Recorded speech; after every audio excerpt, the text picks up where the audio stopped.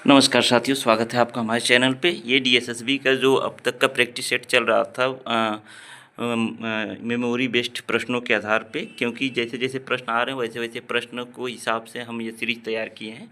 तो इसमें आज का देखेंगे, इसमें मॉडर्न हिस्ट्री है और इकोनॉमी के भी एक दो क्वेश्चन और ज्योग्राफी के भी हैं।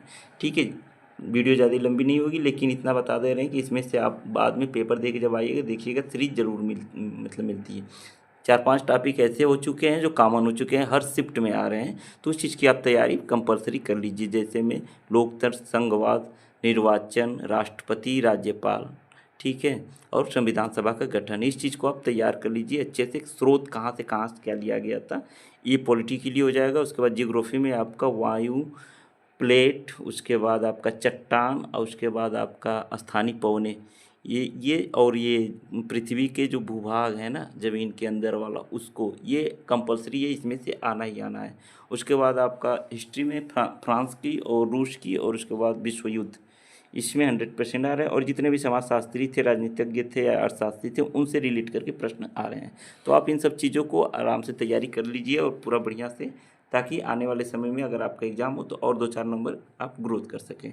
ठीक है, अगर चर्चा किया जाए तो आप फर्स्ट पेपर में रीजनिंग और मैथ में 2-3 क्वेश्चन ही लेंदी आ रहे हैं, बाकी हिंदी और इंग्लिश आसान है। उसके बाद जीएस में देखिए हर कोई नहीं कर पा रहा है, कोई 10 या 12 से नीचे ही हर कोई है, तो आप लोग जीएस पे ज़्यादा फोकस करने की ज़रूरत नहीं है। 4-5 जो करंट आ रहे हैं, अगर सिर्फ 2024 या 2025 के आता तो आप कर सकते हैं, उसमें 23 के भी आ सकते हैं, 24 के और 25 के कहीं के भी आ सकते हैं। तो आप करंट पे ज़्यादा फोकस मत करिए, अगर पीछे पढ़े हैं तब पढ़िएगा। ठीक है, चलिए देखते हैं आज का प्रश्न। आज के प्रश्न में दे रखा है कि किसने 1876 में इंडियन एसोसिएशन की गठन किया था। देखिए एनसीईआरटी से ही सारा टॉपिक रहेगा, चाहे प्रश्न रहेगा, दूसरा कोई चैप्टर या नहीं रहेगा। तो इसमें आप बताइए कि इंडियन एसोसिएशन की गठन कब हुआ था। तो 1876 में हुआ था। किसने किया था? सुरेंद्रनाथ बनर्जी या आनंद मोहन बोस। तो इसमें से आपका दोनों वाला सही हो जाएगा, बोथ में। ठीक है, यहाँ से आपको एक प्रश्न ये रहा। उसके बाद ड्यूमा का गठन रूस के किस सम्राट के तहत हुआ था, मतलब उस समय सम्राट कौन था वहाँ। जार से ही ड्यूमा का जब गठन हुआ था, तो वहाँ पे सबसे जरूरी बात कि कौन सा सम्राट रूस में था। ड्यूमा कहाँ है? रूस में। रूस के संसद का नाम एक हिसाब से समझ लीजिए। ठीक है, तो उस टाइम में जो जार निकोलस टू था, यही ड्यूमा के गठन के समय सम्राट था वहाँ का। ठीक है, रूसी क्रांति कब हुई थी?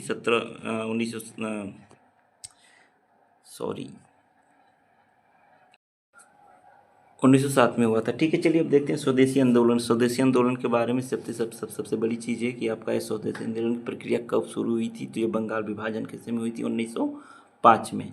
ठीक है, उसी टाइम में स्वदेशी आंदोलन हुआ था, और ये सारे भी विदेशी जितने भी कपड़े थे या संस्था थे उसका विरोध किया गया था। उस टाइम केसरी की उपाधि गांधी जी और महात्मा की और ये रविन्द्रनाथ टैगोर जी भी अपनी सारी उपाधि को त्याग कर दिए थे। कब हुआ था? 1905 में। उस टाइम वायसराय कौन था? लॉर्ड कर्जन था। तो इस चीज़ को आप ध्यान रखिएगा, कौन सा हो जाएगा इसमें आपका बंगाल विभाजन स्वदेशी आंदोलन के समय। ठीक है, अगर कहिए तो पूरा खिलाफत आंदोलन आपका 1922 में हुआ था। उसके बाद मुस्लिम लीग का गठन 1906 में हुआ था। असहयोग आंदोलन 1920 में हुआ था। ठीक, तो ये आप लोग तैयारी आराम से करके देखिए। अब ये प्रश्न कांग्रेस से हम बार बार कह रहे थे कि बन रहा है। देखिए ये कांग्रेस का ही प्रश्न है कि भारतीय राष्ट्रीय कांग्रेस के स्थापना अधिवेशन में कौन शामिल नहीं हो पाया था। तो पहली चीज़ कांग्रेस के बारे में आप जान लीजिए कि 1885 में इसका गठन हुआ था। ठीक है, कहाँ पे हुआ था? तो ये तेजपाल संस्कृत विद्यालय पुणे में होना था, लेकिन उस टाइम प्लेग नाम की बीमारी फैलने की वजह से वहाँ पे नहीं हो पाई थी। तो वहाँ पे होने का कारण था कि बॉम्बे ट्रांसफ़र कर दिया गया। ठीक है, तो उस टाइम सबसे पहले ये किसकी उपज थी? तो एओ ह्यूम की। ठीक है, एओ ह्यूम के द्वारा ये इसका सचिव था, और सबसे पहले इसका कहा जाए तो वो विदेशी थे, स्कॉटलैंड के माना जाता है कि स्कॉटलैंड के एओ ह्यूम थे। ठीक है, एक रिटायर्ड सेना अधिकारी थे। उसके बाद अगर आपको देखा जाए तो प्रथम मुस्लिम अध्यक्ष अगर कहा जाए तो तैयब बदरुद्दीन तैयब जी थे। प्रथम अगर अंग्रेजी अध्यक्ष पूछा जाए तो जॉर्ज यूलो इलाहाबाद संधि में थे। अगर पारसी कहा जाए तो दादा भाई नौरोजी थे। ठीक है, इतने हो गया। ठीक, अब आगे अगर आगे देखिए, अब इसमें हाँ इस वाले में आपको कहा जाए अधिवेशन में कौन शामिल नहीं हो पाया था, तो उस टाइम सुरेंद्रनाथ बनर्जी जो थे ये नहीं शामिल हो पाए थे। ठीक है, ये उस टाइम कांग्रेस में ये अपनी अलग संस्था लेके विदेश में थे उस टाइम। फिर देखिए इस वाले प्रश्न को देखिए कि शासकों के राजा बनने का वर्ष निम्नलिखित में से कौन सा युग्म सही है। लुई, ये 16वां के बारे में बोल रहा है, लुई 16वां। ठीक है, लुई 16वां आपको पता है कि सही है ये। 1774 में ही लुई 16वां का आपका राजा बना था। उसके बाद है ये लुई 15वां 1778। अभी बताइए कि जब 16वां लुई 16वां आपका 74 में बना तो 78 में 15वां कैसे बनेगा, तो इसलिए ये गलत हो जाएगा। उसके बाद ही दिया लुई 14वां के बारे में।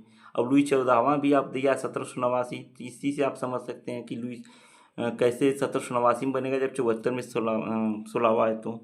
ठीक है, तो ये दोनों आपका 2 3 गलत हो जाएगा और तीसरा एक वाला बस सही हो जाएगा। एक इसमें कौन है, तो ये वाला ऑप्शन आपका सिर्फ सही हो जाएगा। ठीक है, आपका ये वाला। उसके बाद देखिए आप फ्रांस को ये क्रांति के बारे में आप एकदम तैयार करके रखिए, क्योंकि इससे प्रश्न बन रहे हैं भाई। देखिए ये आ गया जियोग्राफी का प्रश्न। जियोग्राफी में आपका पूछ रखा है कि पृथ्वी की सीमा परत। ठीक है, सीमा परत में क्या क्या होता है, तो इस नाम से ही दिखा दे रहा है सीमा। सीमा मतलब सिलिका और मैग्नीशियम। ठीक है, सिलिका और मैग्नीशियम जो है सीमा परत बनी होती है। और देखिए पृथ्वी की आप परत को और पृथ्वी के जो खंड बने हैं गुटेनबर्ग चाहे लोमर्ग चाहे रेप्टी, ये सब चीज़ें को आप याद रखिएगा, जुबान पे याद रहनी चाहिए। ठीक है, यहाँ से प्रश्न आपको देखने को 100% मिलेगा। देखिए यहाँ पे अब तीनों चीज़ों के बारे में दे रखा है कि सियाल और सीमा में क्या किस किस चीज़ की प्रधानता है। तो देखिए एडवर्ड स्वेस्ट ने पृथ्वी की संरचना को हल्के सिलिकेट और पदार्थ के अनुसार 3 भागों में बांटा था, सियाल सीमा नीफे। ठीक है, अब सियाल में नीचे परत में क्या क्या नाम से जाना जाता है, देखिए जिसमें बेसाल्ट और अग्नेय शैल से बनी हुई होती है और इस सिलिका और मैग्नीशियम से परिपूर्ण होती है, प्रधान होती है। इसमें सीमा परत के नाम से भी जाना जाता है। ठीक है,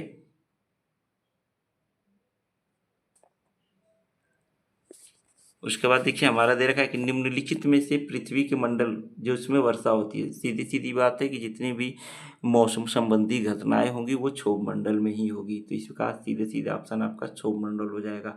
देखिए आप ये मत कि एक बहुत आसान प्रश्न है, वहाँ पे आपको देखिए अगर पूछ दे कि हवाई जहाज उड़ाने का सबसे बेस्ट कौन सा परत है, तो आपको समताप मंडल, समताप मंडल में ही ओजोन परत पाई जाती है। ठीक है, मध्यमंडल में आके आपका मध्यमंडल में ही आपका उल्का पिंड चल जाता है। ये सारी चीज़ें आपको एकदम रट्टा होना चाहिए। देखिए ये प्रश्न कितना अच्छा है, दे रखा है कि वैज्ञानिक समाजवाद के विचारों के रूप में भी जाना जाता है। मतलब वैज्ञानिक समाजवाद जो था किसने किया था। ठीक है, तो सीधी सीधी एक वैज्ञानिक समाजवाद मार्क्सवाद जो थे ये इसके सपोर्ट में थे। ठीक है, मार्क्सवाद को ही वैज्ञानिक समाजवाद के रूप में भी जाना जाता है। कार्ल मार्क्स इसके प्रयोक्ता थे। ठीक है, अब देखिए कि निम्नलिखित में से किस नदियों के संयोजन को भारत के उनके क्षेत्र के अवरोही क्रम में सही क्रम में मतलब लगाना है। पहले छोटी फिर उससे पहले छोटी उससे बड़ी फिर उससे बड़ी, इस तरह से लगाना था। ठीक है, तो देखिए यहाँ पे दे रखा है जो ब्रह्मपुत्रा फिर नर्मदा फिर गंगा। ठीक है, अवरोही क्रम में लगाना है, लास्ट में सबसे बड़ी रहेगी इस हिसाब से। ठीक है, तो यहाँ पे आपका ए वाला ऑप्शन सही हो जाएगा। उसके बाद देखिए ये धारा के बारे में हम बोल रहे हैं कि धारा भी आएगी, अब स्थानीय पवनें भी आएगी। तो यहाँ पे देख लीजिए गल्फ स्ट्रीम गर्म धारा ये सीधी सीधे आपको जानता है, तो ये अटलांटिक से सागर की तरफ जब आएगी भूमध्य सागर की तरफ, तो ये गर्म धारा न बन के ये ठंडा अंटार्कटिक से जितने भी धारा अगर ये इधर से इधर आएगी समझिए, तो ये सब के सब ठंडी रहेगी। लेकिन गल्फ स्ट्रीम गर्म है तो ये पहला कट जाएगा। लेब्रोडोर जो धारा है प्रशांत महासागर में, और पेरू धारा जो दे रखा है इंद में, तो पेरू भी इंद महासागर में नहीं, लेब्रोडोर वाले को आपका देखिए एक्सप्लेन इसमें करके आपका ये वाला धारा इस वाले में कुछ मुझे लेके डाउट है। आप लोग इस चीज इसका आंसर खुद दीजिएगा। देखिए यहाँ पे बस यही वाला ऑप्शन आपका गलत है, बाकी लेब्रो धारा प्रशांत महासागर और पेरू धारा जो आपका दक्षिण अफ्रीका के आसपास में रहती है महासागर में, मेडागास्कर के साइड वहाँ की है ये। तो इसमें 2 और 3 आपका दोनों सही हो जाएगा। ठीक है, क्योंकि देखिए जब हम लोग पढ़ के भी देख रहे हैं इसको तो कन्फ्यूजन पैदा कर दे रहे हैं, तो आप लोग इसको एकदम बढ़िया से तैयार कर लीजिएगा। देखिए ये अच्छा प्रश्न है, यहाँ पे दे रखा है कि निम्नलिखित कौन सी गैस का उत्पादन अम्ल वर्षा में शामिल नहीं है। अम्ल वर्षा जो आपका ताजमहल का रंग पीला होता जा रहा है अम्ल वर्षा की वजह से ही, तो ये एक प्रॉब्लम है।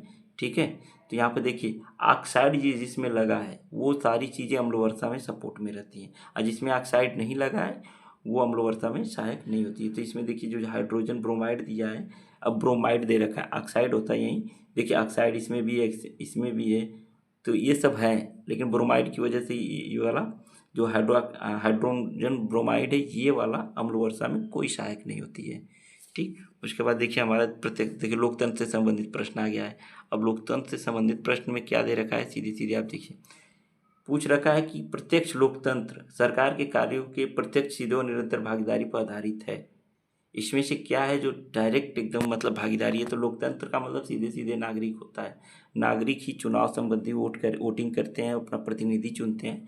तो ये वाला ऑप्शन आपका सही हो जाएगा। उसके बाद ये भारतीय संघवाद की विशेषता क्या है? भारतीय संघवाद की विशेषता देखिए, संघवाद से भी प्रश्न बन रहे हैं, तो इस संघवाद की विशेषता पूछ रहा है। अधिनायकवाद या बहुमतवाद या एकात्मक या सर्वाधिकार, इसमें से कौन सा है? तो संघवाद का सीधे सीधे हम लोगों के अगर संविधान में कहा जाए तो ये एकात्मकता है, जैसे राज्य और केंद्र मिलकर हम लोग एक ही डिसीजन पे काम करते हैं इस चीज़ के लिए। देखिए यहाँ पे दे भी रखा है, क्या क्या दे रखा है इसके हिसाब से। देखिए, एकात्मक भारतीय संविधान का प्रमुख विशेषताएं में से एक है। भारतीय संघवाद के प्रमुख एकात्मक विशेषताएं क्या क्या है? एकल नागरिकता, एकीकृत न्यायपालिका, राज्यपाल की भूमिका और आपातकालीन प्रावधान, ये तीनों एकात्मक की वजह से है। तो ठीक है, आपका अगर पूछ दे कि कहाँ से लिया गया है ये संघवाद, तो कनाडा से बता दीजिएगा। और इसमें सबसे सर्वाधिक क्या है? एकात्मकता वाला। ठीक, अब देखिए आज का हो सकता है ये अंतिम प्रश्न है। ठीक है, अंतिम प्रश्न में ये दे रखा है, भारतीय संविधान के निम्नलिखित में से किस भाग में पंचायती राज का शामिल किया? देखिए पंचायती राज किस भाग में है? तो 11 में है। ठीक है, आपको पता है 11-12 में। तो यहाँ पे पंचायती अगर नगर पालिका होता तो 12 में चला जाता, और पंचायती राज पूछा है तो ये 11 में रहेगा, नगर पालिका 12 में। ठीक है, 73-74 संविधान संशोधन के। तो देखिए हमारा टॉपिक जो भी था इसमें सबके सब इम्पोर्टेंट थे, और आप लोग इस टॉपिक को जरूर तैयार करके रखिएगा। Thank you.